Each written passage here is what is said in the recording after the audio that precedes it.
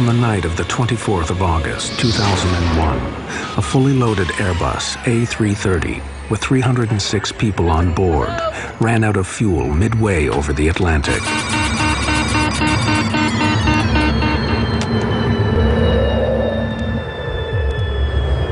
How could a state-of-the-art, computerized airliner suffer such a catastrophic failure? Mayday, mayday, mayday.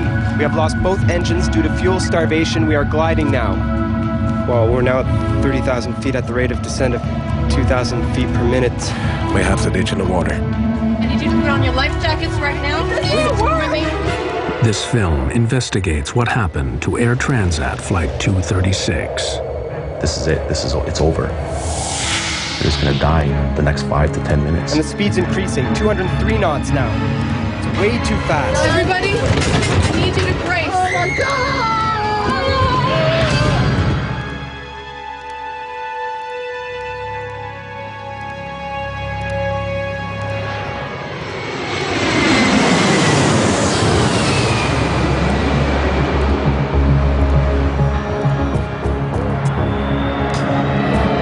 August 23rd, 2001. Toronto's International Airport is busy. Air Transat is a charter company that has grown rapidly to become one of the largest airlines in Canada. Midsummer brings fewer business travelers and a holiday atmosphere. Air Transat Flight 236 is bound for Lisbon. Most of the passengers are Canadians visiting Europe or Portuguese immigrants heading home.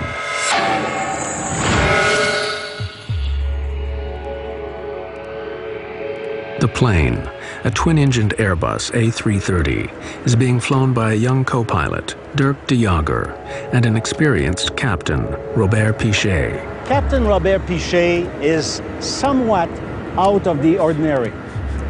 Captain Pichet, from the moment he gets his wing, he gets to learn how to fly in the north of the province of Quebec, where the conditions occasionally are very severe.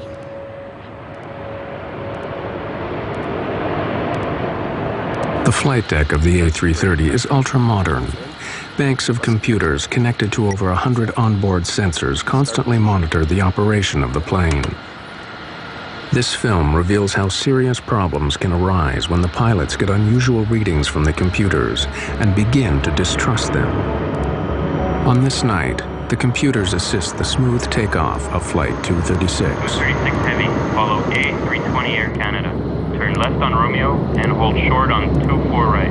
Roger, follow A320 Air Canada, left on Romeo and hold short of 24 right.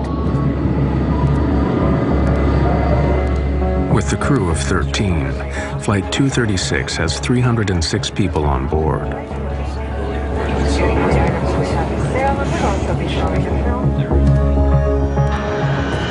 Transat 236 Heavy, cleared for takeoff. 240 at 8, cleared for takeoff, 24 right, Transat 236 Heavy. At 10 minutes past 8, the Airbus A330, loaded with over 47 tons of fuel, left Toronto for Lisbon. V1, rotate.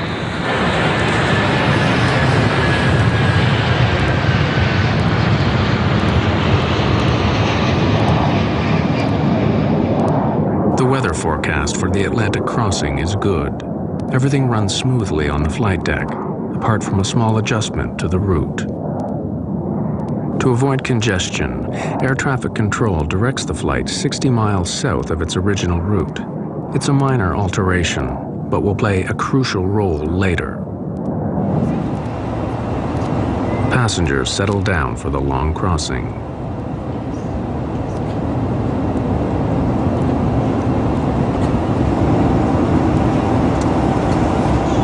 Everything appeared quite normal, and in fact, I had traveled on Air Transat previously and found it not to be very good, and was surprised by the quality of the flight, that it was on time, the plane was newer, and we thought generally it was much better than we had expected it would be. We're getting to our next checkpoint. Every 30 minutes across the Atlantic, the crew check their position and fuel consumption against their flight plan. 0.2 tons on the right. 11.2 tons on the left. Despite the computerized systems, some procedures like checking the fuel on board still need to be done by hand. 5.2 tons. By comparing the amount of fuel in the tanks with the amount the flight started with, the pilots can keep an eye on their fuel consumption. Fuel check complete. Levels normal for the distance flown. All right. For the first 5 hours, everything is routine. The flight crew, Air Transat, and accident investigators have all declined to be interviewed about what happened next. This film uses known facts about the flight standard emergency procedures and expert opinion to reconstruct what took place on Flight 236.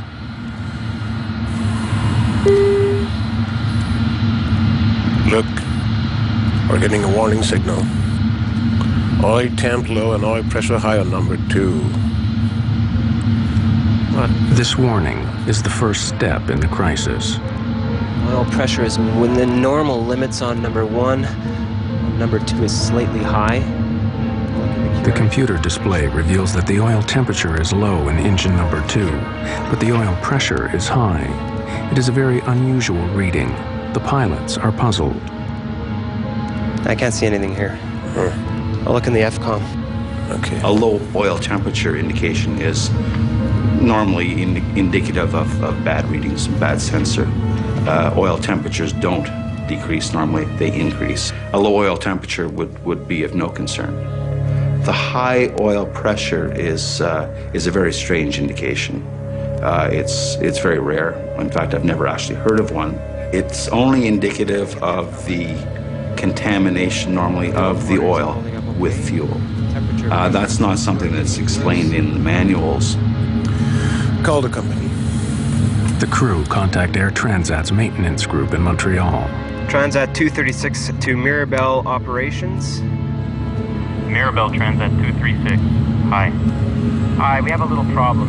We're getting a warning oil temp low and oil pressure high on the ECAM for engine number 2. There's nothing in the QRH nor the FCOM. Can you help us out?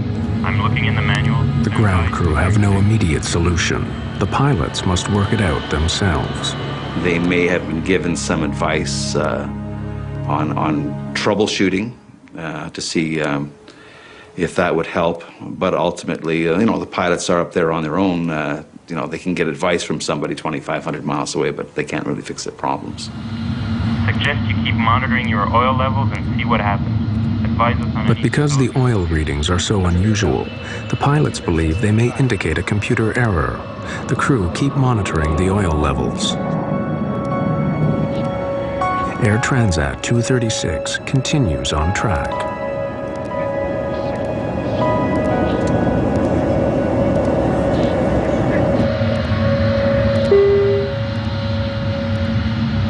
Then, 20 minutes later, a new warning.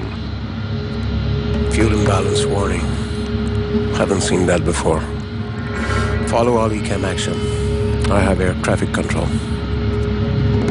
In the Airbus 330, most of the fuel is in large tanks in the wings. The computer has now detected that the fuel level on the right is now significantly lower than the left. The crew consults the Airbus flight manual, which recommends they transfer fuel through the special cross-feed valve. Fuel will then flow from one tank to the other. But before opening the cross-feed, the pilots must be sure that the imbalance is not caused by a more serious problem, such as a fuel leak. Last fuel check was only 15 minutes ago and it was okay. No indication of a fuel leak. Keep going. Wing crossfeed. On. On.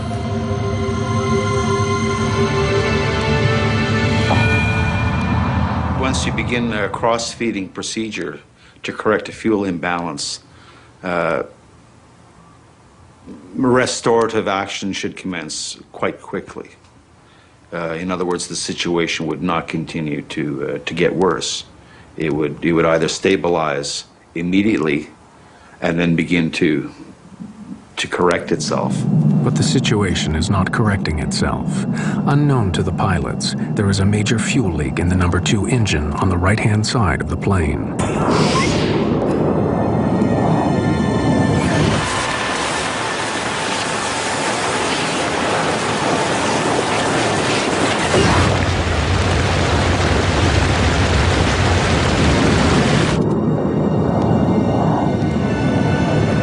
Flight 236 is some 300 kilometers from the nearest land, in mid-Atlantic.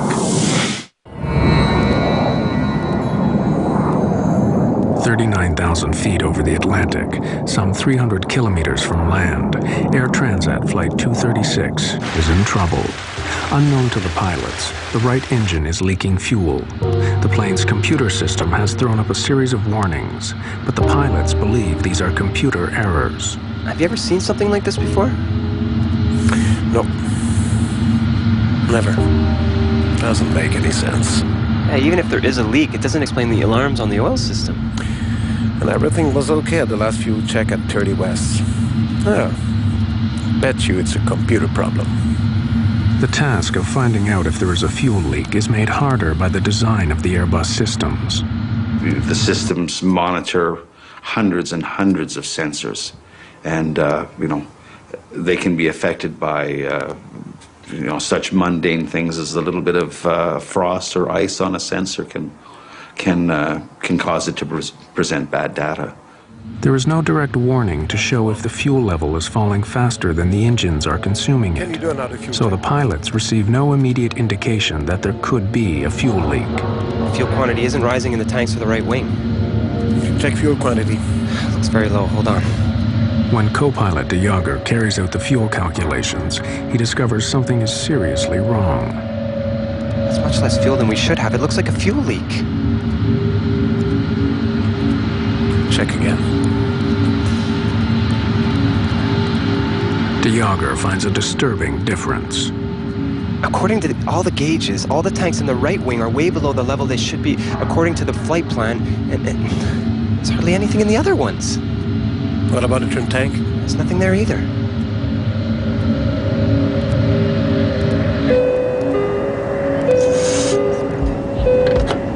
Yes?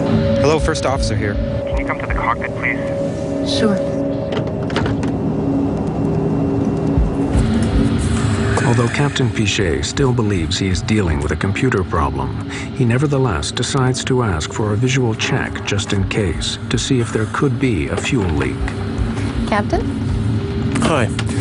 Can you and Karen take some flashlights and go to the windows if you can see anything trailing back from the wings? It'll look like a mist or a stream, and report back immediately. Okay. Dirk, I want you to do another complete fuel check, please.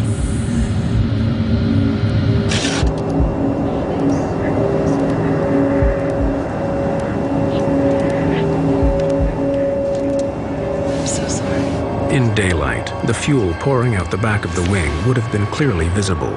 But in the dead of night, even with a torch, the fuel leaking from the engine is impossible to see.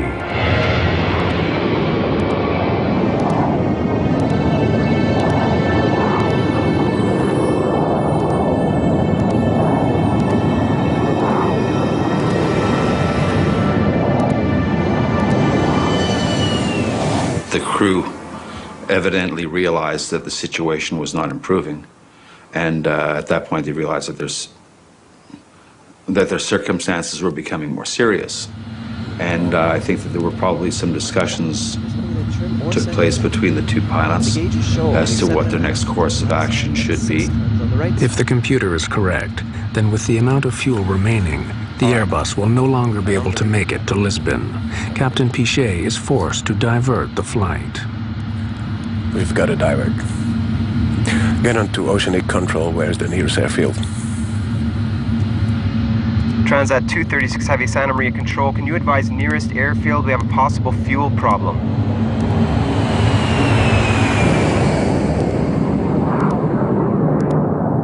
The nearest runway is over 300 kilometers away.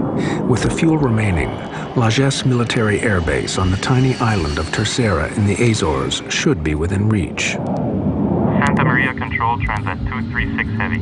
Proceed 230, flight level 390 direct. 350 miles to threshold. Are you declaring an emergency? Stand by, Santa Maria Control. Not yet. It must be the computer. Transat 236 Heavy, Santa Maria Control. No assistance required yet. Flight 236 continues flying south for the next 25 minutes. Everything in the cabin seems normal. But in the cockpit, the fuel readings are getting worse. Must be the computer. I've checked. There's nothing in the trim or center tank. And the gauges show only 7.5. According to the fuel gauges, the plane is using fuel much faster than normal.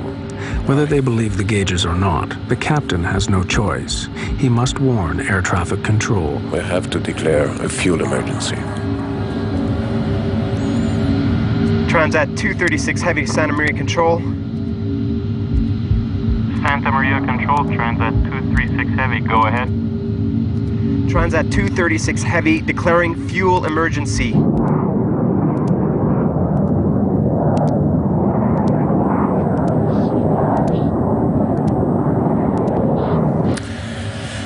I really hope it's a computer bug. Because if we land in the Azores with half a plane full of fuel, they'll crucify us.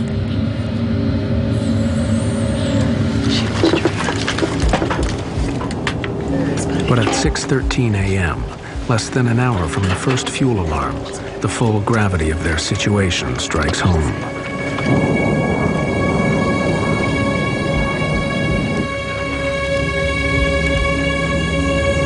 The right-hand engine runs out of fuel and cuts out. We're losing engine number 2. I don't believe this. Okay, maximum thrust on number 1.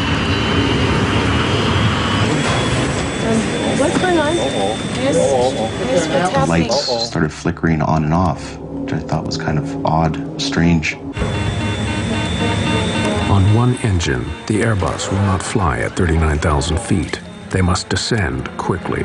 Try to transfer fuel from center tank and the trim tank. Transferring. Fuel quantities reaching 0. This can't be.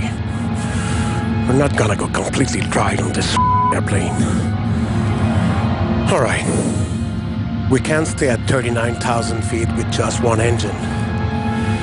We'll descend to 33,000 to control our speed. 236 Galages Tower. We have lost one engine. Engine flame out. Roger, Transat 236.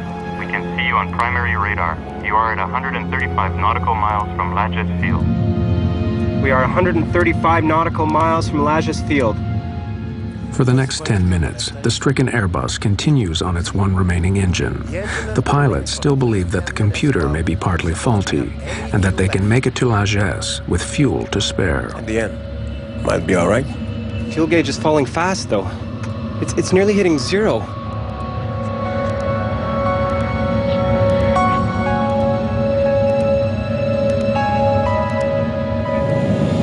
But 13 minutes after the right-hand engine cut out, and with 157 kilometers still to go, the left engine begins to fail.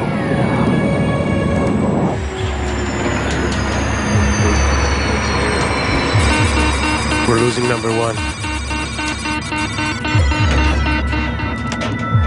Mayday, mayday, mayday. We have lost both engines due to fuel starvation. We are gliding now.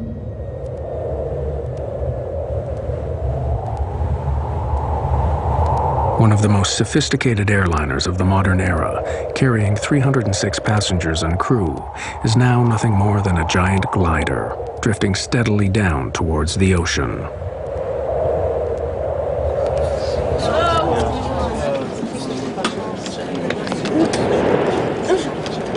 Honey, it doesn't work. Excuse me, can somebody come? Where's the flight attendant? Hello? You could literally hear a pin drop. There was no sound in that plane, in that cabin at all. A lot of people were praying and screaming for God. List of functions we've lost. We have no more stabilizer. Blue and yellow hydraulic. No ADR 2 and 3. No anti-skid. No reversers. Rudder trim. Radio HF 1 and 2. With the loss of both engines, we have no electrical system. If the engines aren't running, the generators aren't running. So there's no power on the airplane. There is a small device, it's called a ram air turbine. It will deploy from underneath the fuselage near the wing fairing. And it's a small propeller that deploys out the bottom of the fuselage and it spins in the wind. And that small propeller will provide very limited electrical and hydraulic systems to run the aircraft. In other words, although it's a glider, at least it's a controllable glider. Calculate how far we can go with our glide angle, will you? Well, we're now at 30,000 feet at the rate of descent of 2,000 feet per minute. We can hang on for 14 or 15 minutes. What? I don't want to die on our honeymoon. He was just trying to calm her down, like try and reassure her that everything would be okay. It's a very big struggle to stay calm when you're considering your own death. Without power, the plane loses 1,000 feet in height for every 5 kilometers it travels forward. They can reach the Azores, but if the pilots make a mistake, they may face a forced landing on the water. We have to ditch in the water.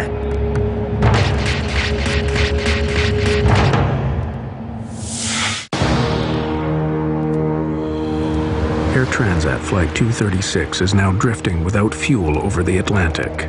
Although their initial calculations show that the plane should make it to Lagesse, Captain Pichet must now follow standard emergency procedure in a passenger jet over water. Prepare the cabin. The cabin's slowly depressurizing. We need to put our oxygen masks on. The loss of engine power means the cabin will soon depressurize.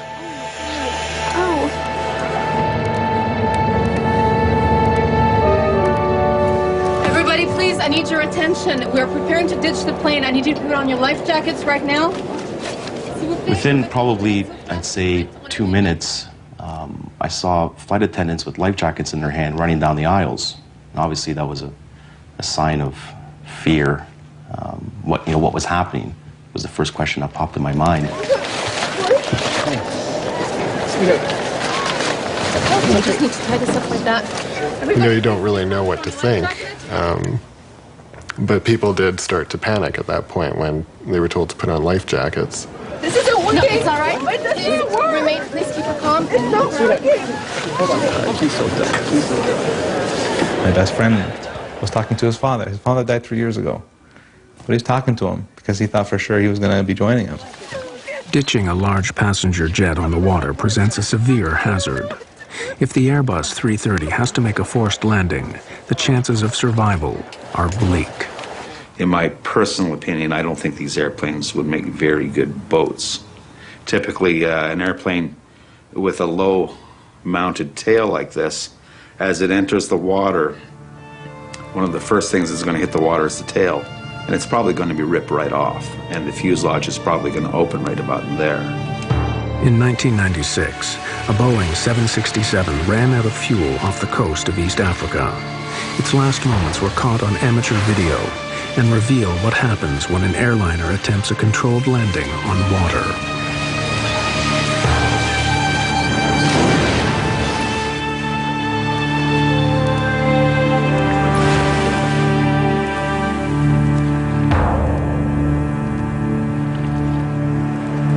Of the 175 people on board the Ethiopian Airways jet, only 50 survived.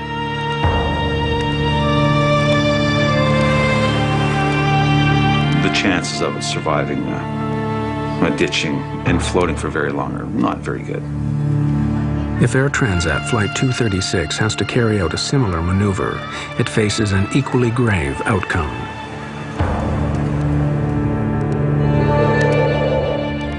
With over 100 kilometers before they reach the Azores, the pilots face a long and difficult maneuver. They need to keep the plane gliding for more than 15 minutes to reach the Azores.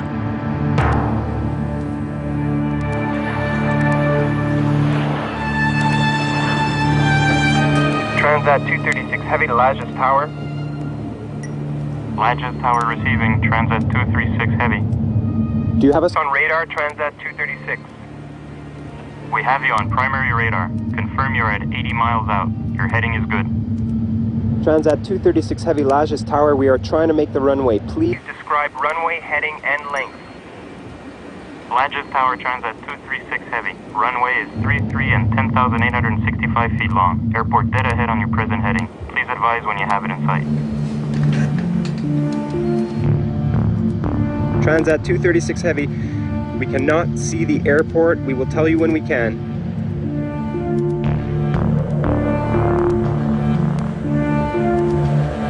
As the minutes tick by, the long wait for those on board is agonizing. That's it. This is it. It's over. They're just gonna die in the next 5 to 10 minutes. I had contemplated the idea that we would die, certainly. And kind of I think in that moment you can accept it more than you think you would accept it. The torture of the whole fact that you're gonna die, which I totally thought I was going to, is worse to me than dying. If I'm gonna die, just kill me now. Just get a gun and shoot me, or just let this plane go down and nosedive into the ocean and then just die instantly. On the ground, emergency services prepare for the crash landing of a fully loaded airliner.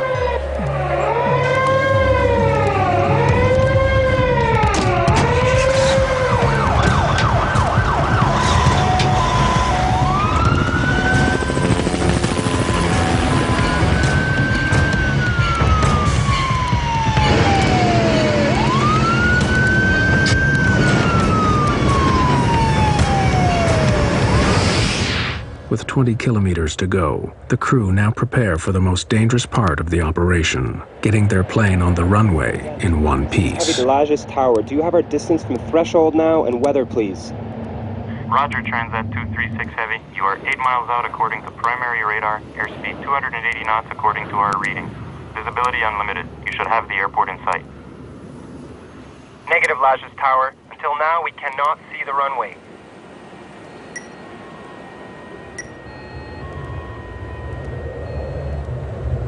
There is no room for error. Without power, the pilots have only one chance at landing. If they miss or overshoot the runway, the results could be catastrophic.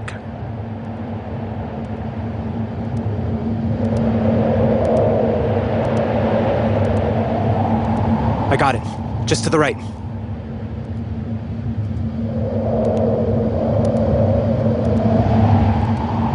Minimum RAD speed is 140 knots. Maximum speed for gravity gear extension, 200 knots. I'm not lowering the gear until the last minute, okay? Okay. The crew struggle to lose height and speed for landing. Roger, Lajes. 6 nautical miles. Let's open the slats. It'll slow us down a bit. Slats out and locked. As they approach the runway, their speed increases dangerously. Too fast, and they could run off the end of the runway. Lower the gear. Hold on. Speed is about 200. All right. I stabilize the speed. Can you give me a landing speed, please? No engine, no flaps. Ideal approach speed is 170 knots. We're too fast. Yes. But the runway is very long.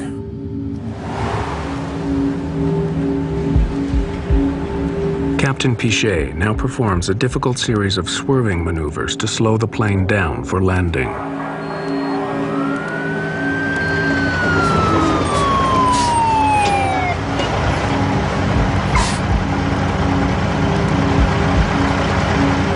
The plane was almost on a 45-degree angle. I thought it was just gonna flip over and just nosedive straight down. The plane was circling around the island to slow down.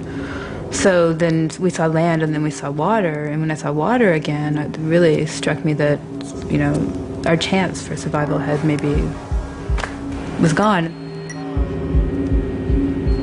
The runway is long. Yeah, sure, but at the end there's a 400-foot cliff. If we don't stop in enough time, we're toast. We're dead.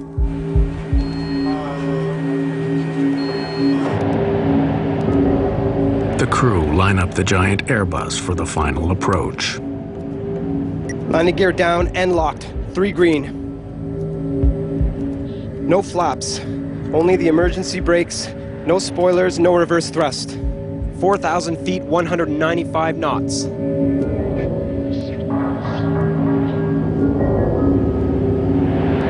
"3,000 feet. 197 knots.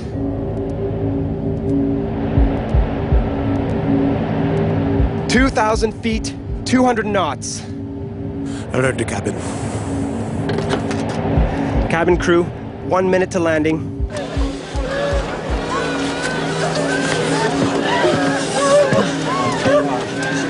Hang on. Let's go. Vertical speed at 3,000 feet per minute.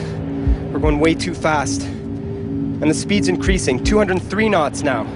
It's way too fast. 1,000 feet, 201 knots. I'll try to get the nose up. We'll arrive fast. But even if the crew can get the Airbus on the runway, they face a further problem. Without engines, the normal procedures for braking are severely restricted. The danger is far from over.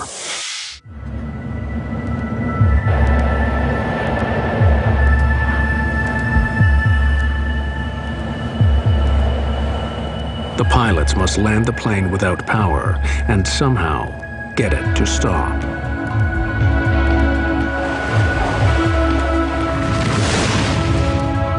Everybody, I need you to brace. Hang on.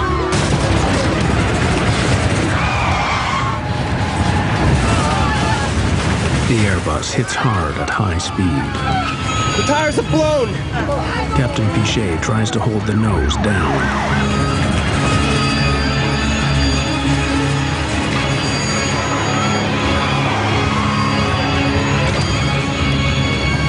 Oh my God!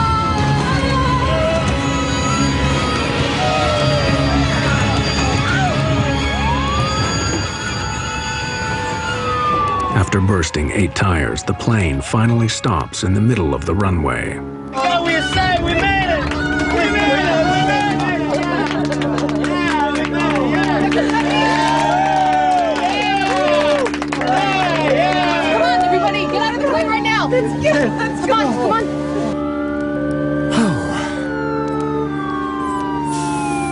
on. Told you we'd make it.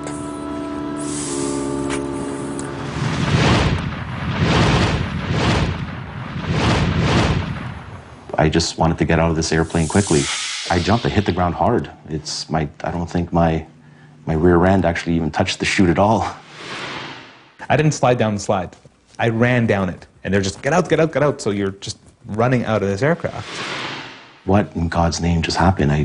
I fell down to the ground, literally, and I started crying. I mean, once you're off the plane and you're evacuated, you want to know what happened. Pichet and de Jager had flown their Airbus without power further than any passenger jet in history. As news of their remarkable achievement spread around the world, they found themselves reluctant heroes. You don't have time really to think about anything else than taking care of the safety of your passenger, you know. That's your main goal, and since we didn't have any engine, the other main goal was to make the landing safely. So at that time, I guess the experience came in, you know. With the help of my colleague, that's why we made a successful landing. You train for the worst, but you never know how you'll deal with situations like this. And reflecting afterwards, I feel we dealt in the most professional and complete manner we could. A feeling of being grateful to see all the passengers were okay. You know, something like this happened, you never know what is going to happen really. I mean, you stop not to believe it. I mean, makes no sense that a big jet with 2 engines has no more power with 300 people on board, you know. But although the public story was of success, disturbing questions remained. Why had a highly sophisticated airliner run out of fuel? What exactly had happened to Flight 236? Away from the cameras, an accident investigation began immediately by the Portuguese, Canadian, and French transport authorities. Initial checks quickly confirmed that all the fuel tanks of the Airbus were indeed empty. But to lose more than 17 tons of fuel in such a short space of time meant they had a major leak. The question was where? Engineers examined the fuel system, searching for faults in the tanks and the fuel lines. It wasn't long before they found what they were looking for: just buy the right engine. In this particular case, you had a hydraulic tube that's relatively small by comparison to the larger fuel tube. And the hydraulic tube, due possibly to pulsations in the hydraulic system, were abrading against the larger tube. And eventually the larger tube had a leak in it, and the leak, or not the leak itself, but the hole eventually possibly led into a fracture of the tube, allowing this massive fuel flow outside of the engine. The investigators began checking Air Transat maintenance records.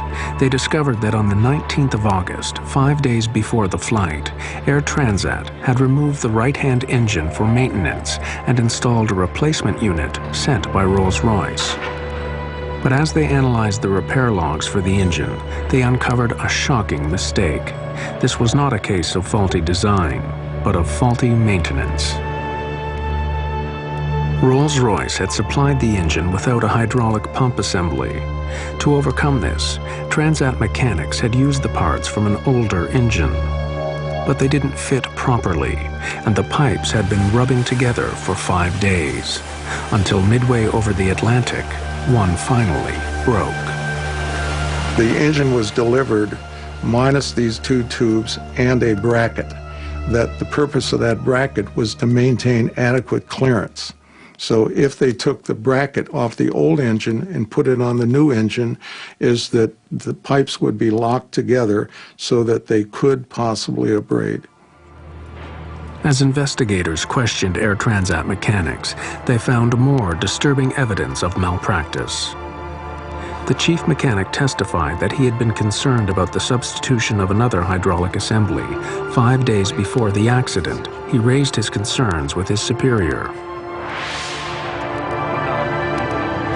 The company decided that the aircraft must go back into service and could not wait for the missing parts. He should go ahead with the substitution. Not exactly. The replacement parts only differed from the correct ones by a few millimeters, but it was a difference that nearly cost 306 lives.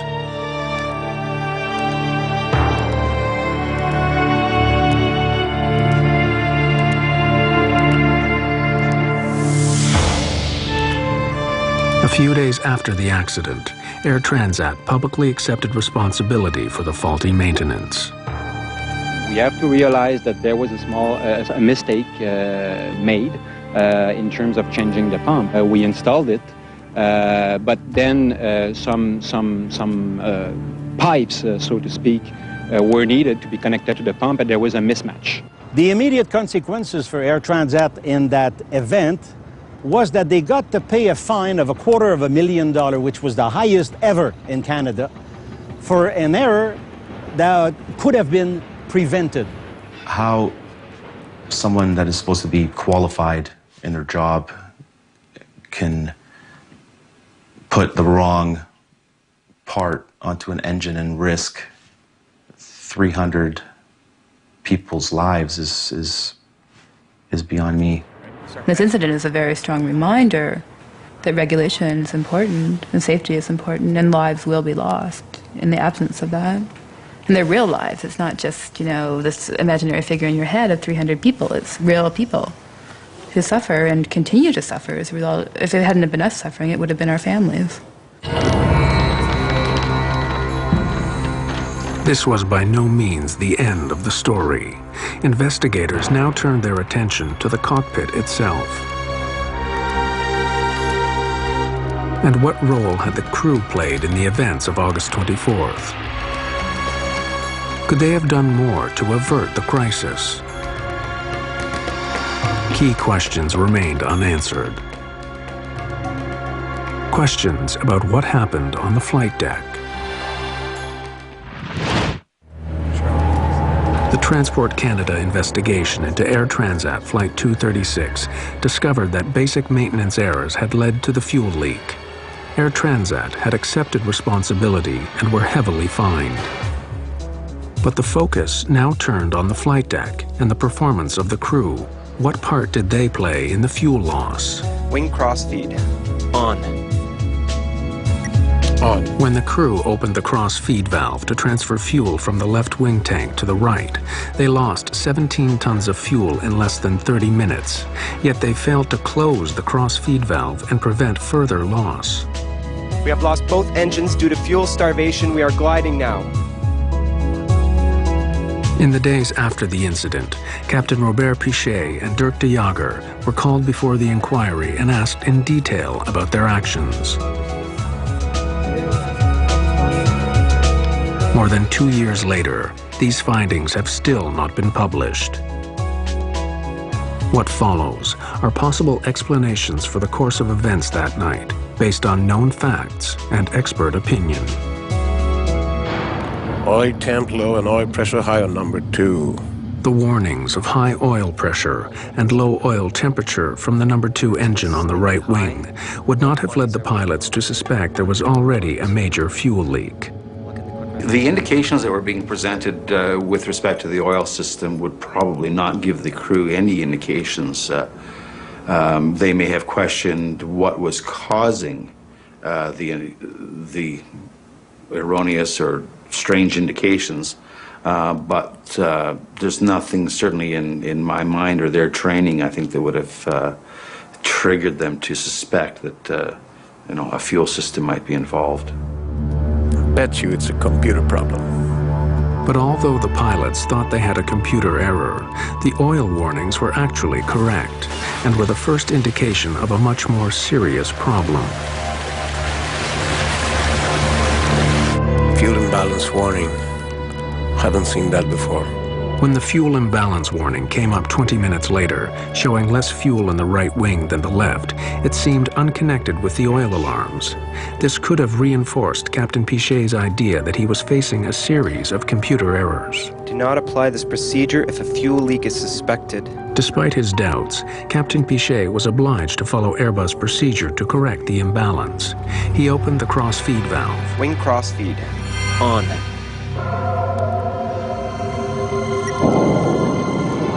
But was following the checklist enough? You just can't idly flip switches in response to commands from the computers and anticipate that all will be well at the end of it. Once the checklist is complete, we can sit there fat, dumb, and happy. That's not the case at all. You got to keep second guessing it. Is that right? Did we do the right checklist? Have we got the results that we need? Once the pilots calculated the high rate of fuel loss, they should have suspected a fuel leak. Transat 236 Heavy declaring fuel emergency. By the time they had confirmed the leak, their options were severely limited. Now they had a choice. Do I close the crossfeed and see what happens, or do I leave the crossfeed open as the fuel imbalance checklist has dictated? And maybe the situation will correct itself. The crew wasn't really sure. Captain Pichet believed for a long time that he was facing a computer error. It was only when the engine stopped that he had to accept the fuel leak was genuine.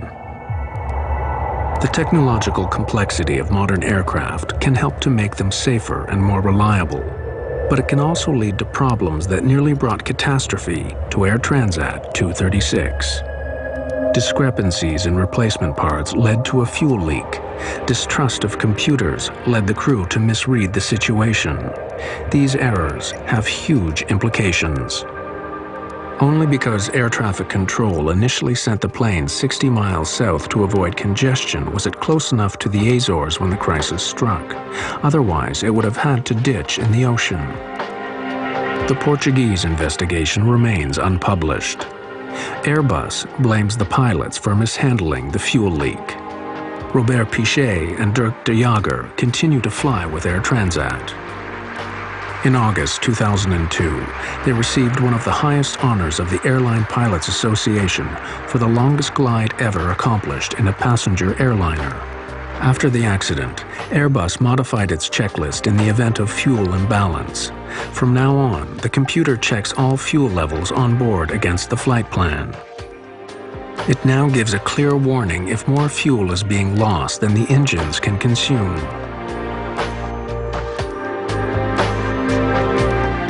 Rolls-Royce has reissued a service bulletin alerting all its clients of the incompatibility of two almost similar parts.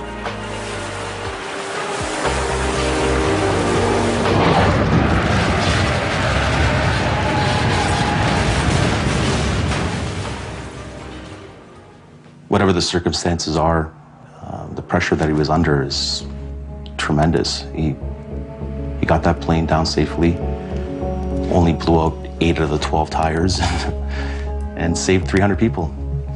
He saved 300 people's lives.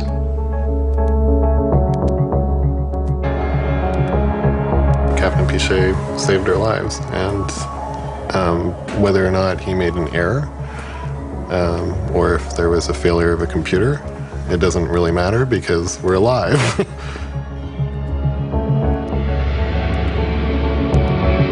Do I think he's a hero? No. Do I think he's a hell of a pilot? Yes. Thank God the islands of the Azores were there and basically saved our lives. But if that fuel pump broke 5 minutes beforehand, we would have ended up into the water, and I probably wouldn't be here to tell the story.